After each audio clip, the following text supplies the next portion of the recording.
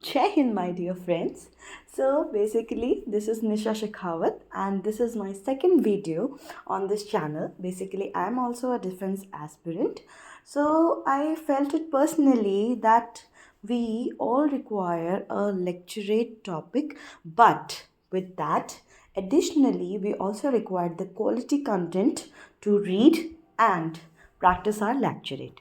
So basically, I'm going to start the series on the various particular topics which are very hot topics in the lecturate in FSBs and in SSBs.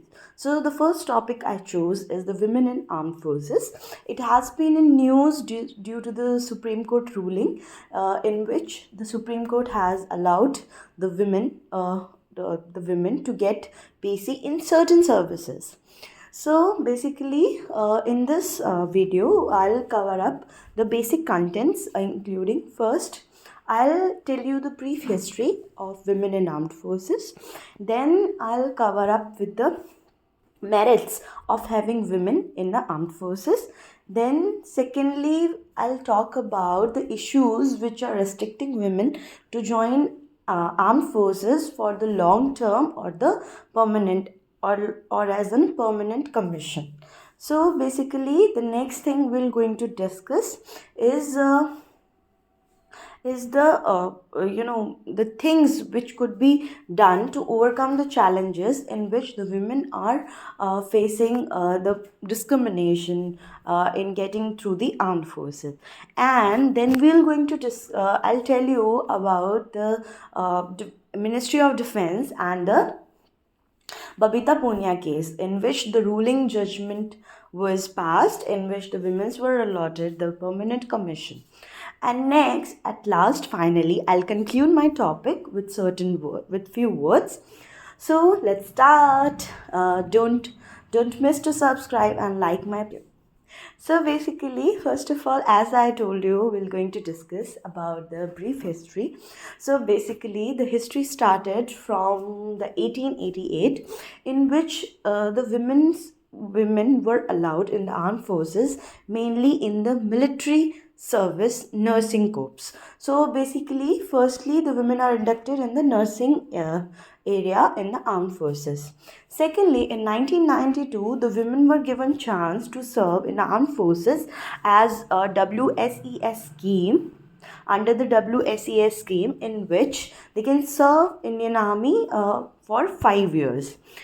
In this 5 years was taken into consideration, and it has been elongated to a period of 10 years, in which the women can serve for more than 5 years, and it is from WSES, it is converted to SSC, which means the short service commission, and it is almost extendable to up to 14 years of age. Then at last, right now we have the women were given chance for the permanent commission in the certain services. Okay, so now let's skip to the next thing, that is talking about the merits of having women in the armed forces. The merit of having women in armed forces basically includes the four criterias. So in these four criterias, firstly, I would like to mention about the recent updated ideas in which we can pull out women and make them go through and get opportunity to serve in armed forces with the potential they possess in them. First of them is the ability versus gender, in which we can say that the one's gender should be arbitrary when it comes to the potential of a person. And even we have heard that even we know that this is a new era, a digitalized era, in which the modern high-tech battlefields are created, and the decision-making skills are more important or are more valuable than the physical strength ever required. The second point we can discuss over here is strong military forces. As we all know, as a whole, we are the part of this nation, and in my opinion, the the responsibility to serve the nation is does not limited to any gender. It is basically the sole duty of the every citizen of the country. So basically, if the women were allowed, a mixed gender was allowed in the armed forces, it would enhance the capability of the military forces. Next, talking about the breaking glass ceiling. So the stereotype which was meant that the women should not be allotted as a permanent commission, it would hurt the sentiments of the soldiers who will work under, as more of them are from male category. So basically, I think we should not stick with this stereotype or ceiling, and we should give chance women to break this ceiling. The next and last point over here I wanted to highlight over here is to uphold the right to equality. As we all are aware that under article 1450, the right 14, 15, 16, 19, the right to equality is given to all the persons instead of their gender, in spite of whoever gender they are. So basically, this right is also deprived as the armed forces are marginalizing women and the transgender from all these areas to get the permanent commission or to serve in armed forces for the long years. So basically, next talking about will come to the issues against the women's were deprived. So basically, the first issue is their physical issue. So in which the males argue that the physical standards set by the armed forces are mainly to suit the male. So the if women would get an opportunity to attempt them, it would be a physical or biological imbalance between both. So next thing is issue. Basically, social issue is also one of the widespread issue because women serving in the armed forces is a very low acceptance area, because the male dominated society have always been a kind of a opinion that the male should serve outside the house and the women should serve inside the house. So this stereotype should be broken, and this is also one of the issue. The next issue is administrative issue. Administrative issue lies because the main the main troop which the women would going to command if she gets permanent commission or would get a rank of a commander level, she would command the force of male autonomy, basically, in which the males were the junior are the soldiers.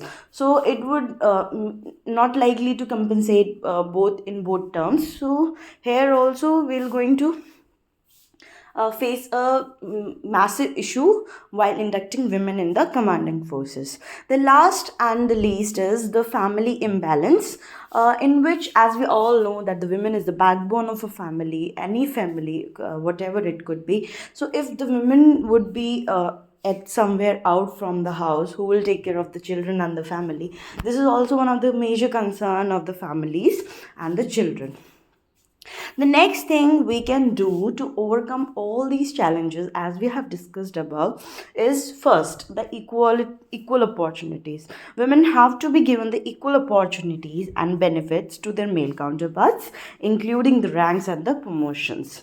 Second, the infrastructure. It is the sole responsibility of the government to take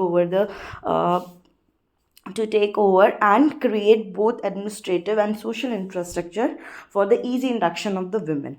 The next is the change of the mindset. As we all are aware, we can't do anything good to the society since we stick to the stereotype. So basically, it is time to change the mindset and allow women to serve in the armed forces as a commanders. The last and at least is basically the code of conduct. The framework for induction should be incorporated into a policy. The government plays a key role in incorporating the ideas or the values into the society. So I think this could be a better option to do with. And the next, talking about the MOD, that is the Ministry of Defense versus Babita Punia case.